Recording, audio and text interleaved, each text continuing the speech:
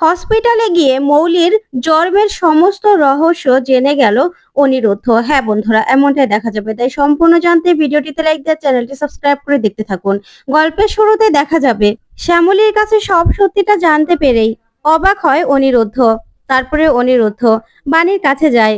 গিয়ে সারা রাত পরেই বাণীর যখন জ্ঞান ফিরে তখন বাণী বলে, মিস্টার চ্যাটার্জি। তখন অনিরুদ্ধ বলে, বাণী তোমার জ্ঞান ফিরে এসেছে? তুমি ভালো আছো তো? ঠিক আছো তো বাণী? আমি তো সারা রাত জেগেই ছিলাম। কখন যে চোখটা লেগে গিয়েছিল আমি তো বুঝতেও পারিনি। আমি ডক্টরকে এখনই ডেকে আনছি। তখন এই কথা বলেই অনিরুদ্ধ যেতে লাগলেই বাণী বলে, মিস্টার চ্যাটার্জি আপনি সারা রাত আমার পাশে বসেছিলেন কেন? আপনি এত কষ্ট কেন করছেন? আপনার তো কষ্ট হয়েছে বলুন। আপনি না ঘুমিয়ে আমার পাশে বসেছিলেন। তখন অনিরুদ্ধ বলে, বাণী তুমি আমার জন্য সবকিছু, আর তোমার জন্য আমি এতটুকু করব না? তারপরে দেখা যাবে ডক্টর আসে আর এসে বলে, বাহ আপনার তো জ্ঞান চলে এসেছে।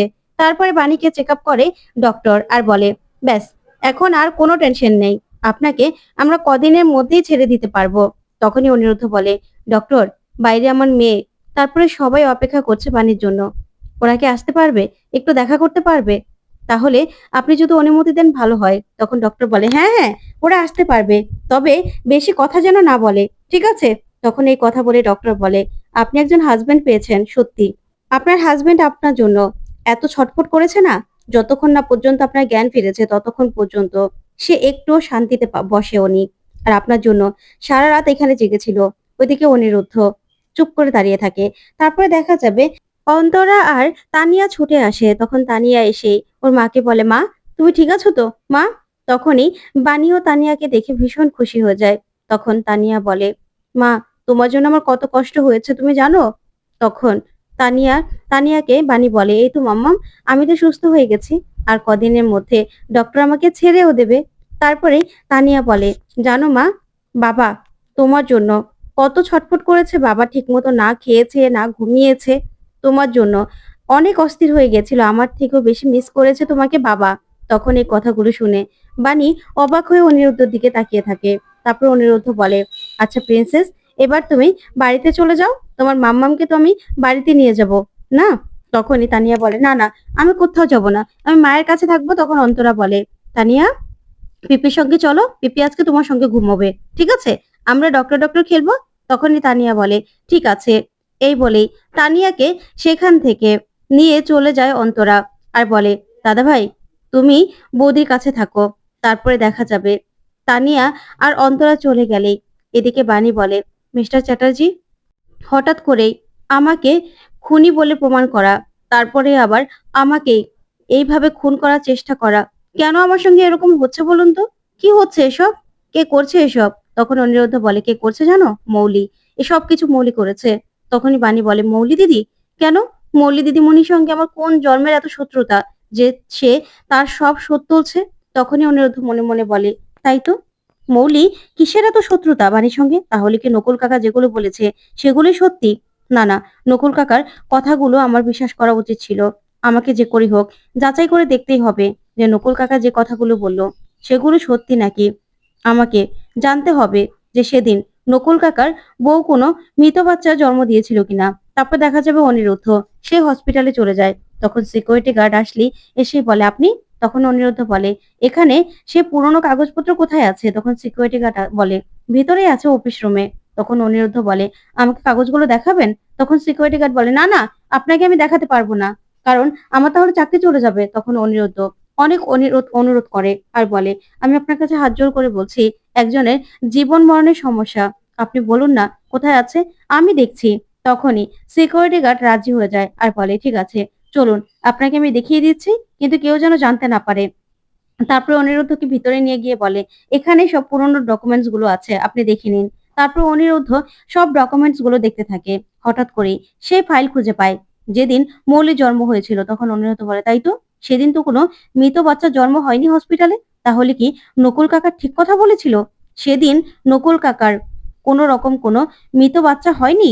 তাহলে কি নকুল কাকার সেদিন সত্যি স্মৃতি সব ফিরে এসেছিল? আমার কি নকুল কাকার কথাগুলো সব বিশ্বাস করা উচিত ছিল? তারপর অনিরুদ্ধ ছবি তুলে নেয়। অন্যদিকে দেখা যাবে বিদ্যুতের জামিন হয়ে যায়। তখন তো বিদ্যুতের সাথীগুলো সবাই কাঁদতে থাকে বিদ্যুতের জন্য। তখন বিদ্যুৎ বলে, ওরে কাঁদিস না, এখান থেকে তোরাও ভালো কাজ করলে বেরিয়ে যেতে পারবি। তখন কুয়াশা বলে, চলো। তখন বিদ্যুৎ বলে, না, এখান থেকে আমি গিয়েই সাধনায় ডুবে যাব। তখনই কুয়াশা রেগে যায় আর বলে, এই সাধনাটা আবার কে? শোনো, তুমি যদি আমাকে ছেড়ে অন্য কোনো মেয়ের সঙ্গে কিছু করো না, তাহলে কিন্তু তোমার খবর আছে, তোমাকে কিন্তু আমি ছাড়বো না।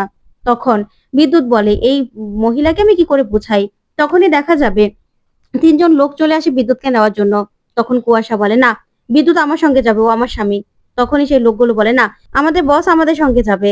তখনই বিদ্যুৎ বলে, দেখো মা, আমাকে সাধনায় যেতে দাও, আমি যে সাধনায় ডুবে যেতে চাই। তখন কুয়াশা বলে, মা বললো ওকে একবার পাই, তাহলে ওকে দেখাবো মজা।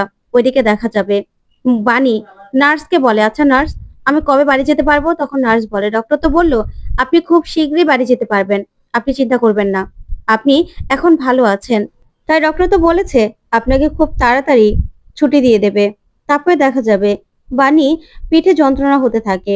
ঠিক তখনই সেখানে ঈশানী এসে দাঁড়ায় আর এসেই বলে, বাণী। তখন বাণী বলে, মা, আপনি এসেছেন? মা। তখনই ঈশানী বলে, তুমি ঠিক আছো বাণী? তখন বাণী বলে, হ্যাঁ মা, আমি এখন ঠিক আছি। তখন ঈশানী বলে, তুমি আর কতদিন আমাদের জ্বালাবে বলো তো বাণী? তুমি কি চাও আমার কাছ থেকে? সবকিছু কেড়ে নিতে চাও? তখন বাণী বলে, কি বলছেন আপনি মা? তখন ঈশানী বলে, হ্যাঁ, প্রথমে তুমি আমার সিঁথির সিঁদুর কেড়ে নিতে চাইলে, এখন আবার তুমি আমার একমাত্র মেয়ে, আমার একমাত্র মেয়ে মৌলিকে আমার কাছ থেকে কেড়ে নিতে চাও, বলো। এই বলে ঈশানী কাঁদতে থাকে আর বলে, আর কত প্রতিশোধ নেবে তুমি? কোন জন্মের প্রতিশোধ নিচ্ছ তুমি?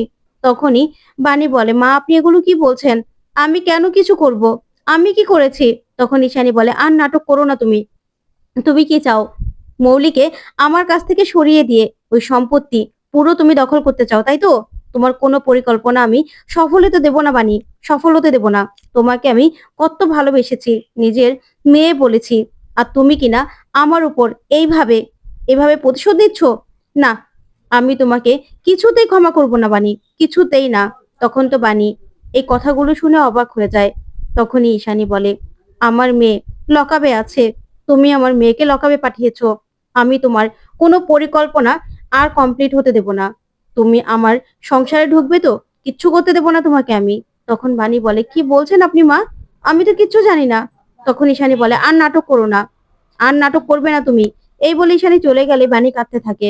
তখনই দেখা যাবে অনিরুদ্ধ আসে আর এসেই বলে, বাণী, তুমি কাঁদছো কেন? কি হয়েছে বাণী?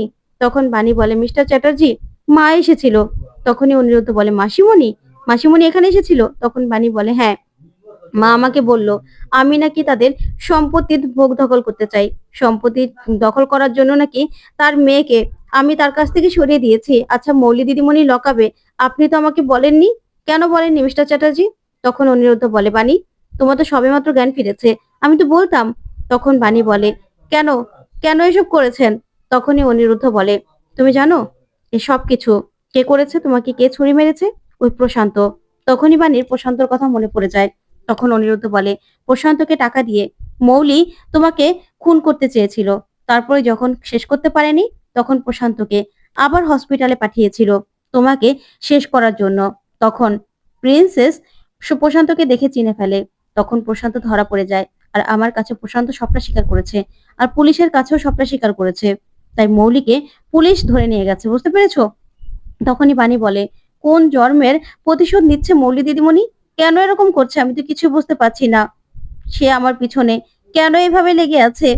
আমি ওনার কি ক্ষতি করেছি আমি তো সেটাই বুঝতে পারছি না।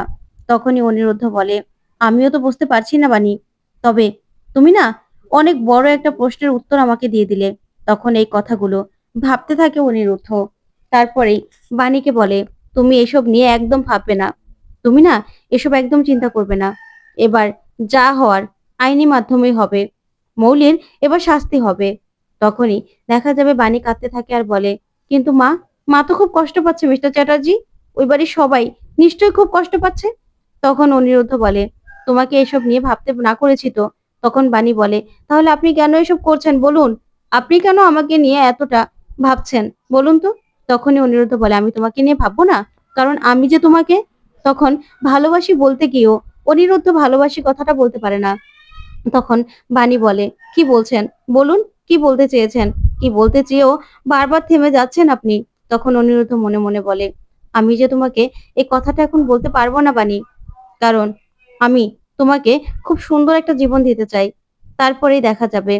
বাণী বলে, কি হলো মিস্টার চ্যাটার্জি, আপনি এইভাবে চুপ করে গেলেন কেন?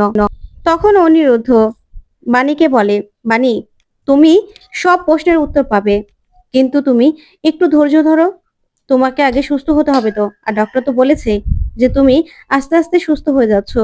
তোমাকে দুদিনের মধ্যে ছেড়ে দেবে, তারপরে না হয় তুমি সবটা জানতে পারবে। এখানে অনেক কিছু আছে বাণী। তখন বাণী অনিরুদ্ধকে বলে, কিন্তু মিস্টার চ্যাটার্জি, আমি তো বুঝতেই পারছি না মৌলি দিদিমণি কেন আমার পিছনে এইভাবে লেগে আছে। তখন অনিরুদ্ধ মনে মনে বলে, নকুল কাকার কি তাহলে সব কথা মনে পড়ে গেছিল? নকুল কাকার সঙ্গে আমার একটু কথা বলা দরকার ছিল মনে হচ্ছে। তো বন্ধুরা, কেমন লাগলো আজকের আপডেট, কমেন্ট করে জানাও।